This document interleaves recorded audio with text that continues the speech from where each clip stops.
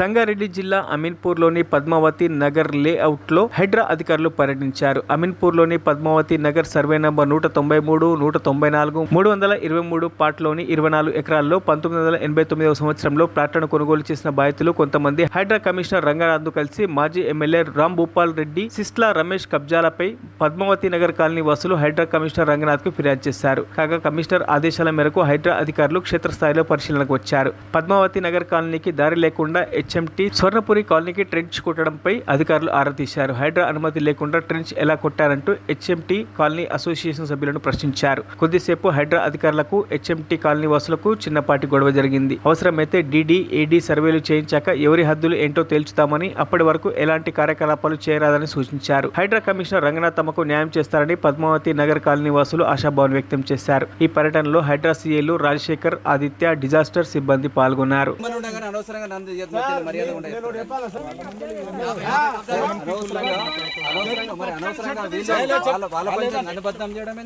అపోహలు ఎందుకు చేస్తారు? దగ్గరుండి మీరు చేయించారు, మీ పనులు చేస్తున్నారని ఒక వీడియోలు పెట్టి అదంతా రచ్చ చేసి ఇప్పుడు వీళ్ళకేదో డబ్బులు ఇచ్చి ఇది చేస్తున్నారని ఇదంతా ఎందుకు అపోహలు క్రియేట్ చేస్తున్నారు మీరు?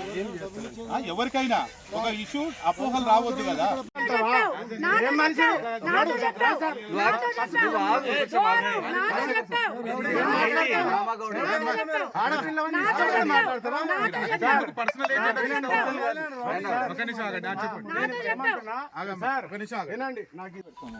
డీడీ సర్వే కానీ ఏడీ సర్వే కూడా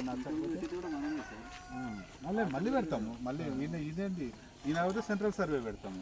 చాలా ఉన్నాయి, సెంట్రల్ సర్వే కూడా వెళ్తాము. ఆయన సెంట్రల్ టీం కూడా వచ్చేసి సర్వే నెంబర్ తీయమని కూడా తెలియదు. ఒక 10 మంది మంచి జరగాలని హైదరాబాద్ చేసిరు.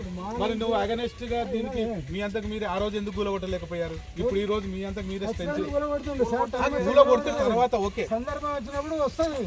కూలగొట్టుదురేమో చేయదు సార్, ఏది చేయదు.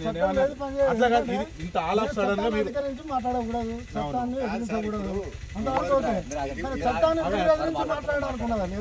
మేము మాట్లాడతలేం కదా. మరిన్ని అప్డేట్స్ కోసం మా ఛానల్ ని సబ్స్క్రైబ్ చేయండి.